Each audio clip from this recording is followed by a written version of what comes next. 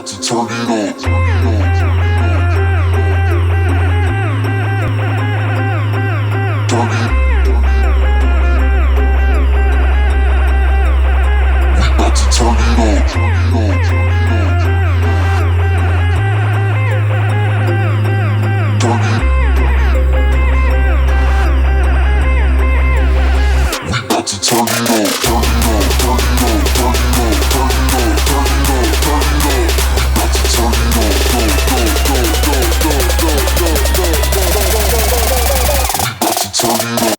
Hi guys. Hey everyone, welcome back to the channel. So yeah, hello. It has been a while, I'll be honest. Yeah, I kind of lost track of time with recording since the British trials, which is the last video that I did. And if you haven't seen it, I'll put a link or a picture up here for you. It's Geek Good by Geek Good. That's really good in Geordie. So yeah, go and check it out. It's really good or Geek Good, depending on where you're from. So this vlog is one of two, possibly three. It's just summing up the first month of my Braydon race training program. I know it's like the second week of May. I just, I've had a tough time trying to find some time to sit down and do a running vlog. I've been trying to do me comic book vlog / YouTube channel. If you want to view it, I'll put a link in the description below if you're a comic book fan. Bit of a plug for myself there. So yeah, the first month has gone really, really well.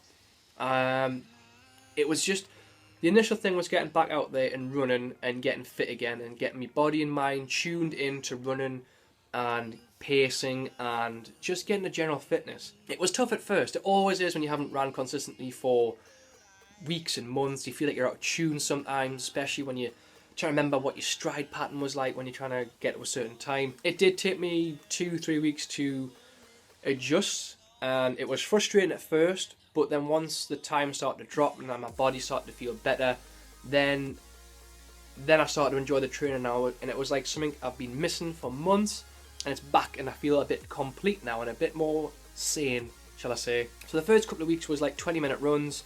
It was 2 times a week. I would go out there and run, complete with strength training, exercise for less. I'll get to that in a bit. It was just getting my lungs and my head switched on and my legs switched on to say, right, you've got to run for 20 minutes consistently without blowing out your arse. And I did that. Like I said, 2 or 3 weeks of 20-minute runs, and then it would increase from 2 runs a week to 3 runs a week, which would be a speed session, a longest session, and then the long run Sunday, which, it's Run Sunday is traditionally known out there for the running world. So I did that, and it was until week 3 or 4 that I really started to feel like I was making groundwork, and I really started to feel strong. And I think not only was it because I was getting out there and running and doing the sessions to my pace, but it was because I had strength training as well. The outcome I want for the Blaydon race, which is this thing right here, it's not that's the park run.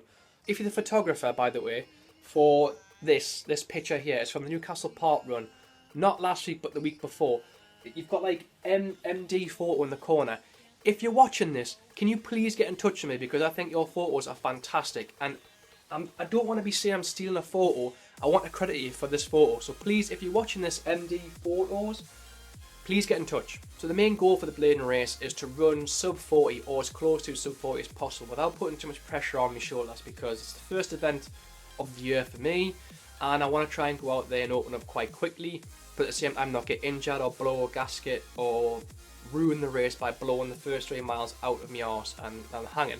So yeah, that's what the goal is. If I can run as close to 7:40, 7:30 minute miles, that's great. I'm doing that at training at the minute comfortably up hills, so it'll be interesting to see what I'm like running flat. On top of that is the strength training. Now, I'm the kind of person who believes that strength training is vital to combining with your running training, because without both, and you just focus on, say, the running, I can guarantee you injuries just creep up out of nowhere. So if you're not doing strength training, you should possibly look at doing maybe circuits, or go to the gym, or just getting like with a boot camp, because they do quite good stuff as well. See, for me, I'm at the gym at Exercise for Less, and I've got a rough idea what to do. So like squatting, single leg stuff, shoulder work, core stability is the big one. And I just, yeah, without the strength work, I feel a bit lost and a bit one-sided, if I can call it that. So I do stuff like squatting, cleans, kettlebell work. That's great because kettlebells, you know, they're affordable almost. You can have your own little gym in your back garden. So yeah, without the strength work, I feel the running won't improve. I feel that injuries will creep up. I feel like with core especially, you'll feel like you're at 6s and 7s and little niggles like hamstring niggles. You know exactly what I'm talking about if you're watching this and you've ran for years, and every season something's crept up or something's just been persistent and you've not allowed it to heal, and you've just went out and ran and not the appropriate strength and rehab work. You know exactly what I'm talking about. If that's you, please look at considering going to a boot camp or strength exercises, for the love of God. I'm no strength expert, by the way, but I've worked with some great people who know what they're talking about and they've applied it to me training, and I feel quite lucky that I've had that like supervision. Honestly, go and look up like some YouTube videos because there's some fantastic like kettlebell stuff and bodyweight stuff to do. Go and look it up. Honestly, it'll help you running so much and you'll feel 10 times better and stronger. So yeah, that's it. That's the first vlog done. So just to summarise really, first 5 weeks have been great. The speed work has felt so quick, it's ridiculous.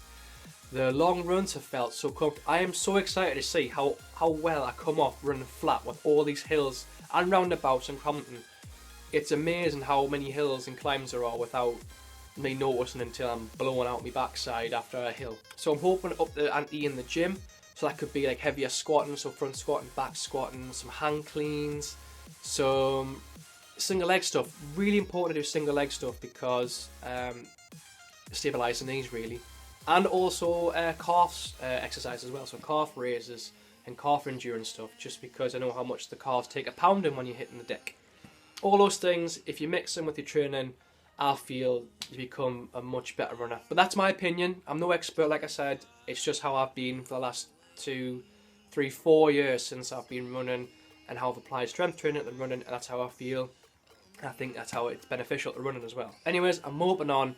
If you like this video, please give it a thumbs up. If you're new to the channel, please subscribe. Yeah, so hopefully at the end of this month, I'll do the second vlog, which will be how I'm feeling at the minute. Fingers crossed, and touch wood, I don't get injured or there's no setbacks. Everything's going well so far. What are you doing in terms of training? Let us know in the comment section below. How's everything going? If you're doing the Blaydon race, let me know. I'll give you a shout out in the next video. And yeah, so until, I don't know, I fancy vlogging or having a rant about something and running, I'll see you at the end of the month. Keep on running and enjoy it. And I'll speak to you later.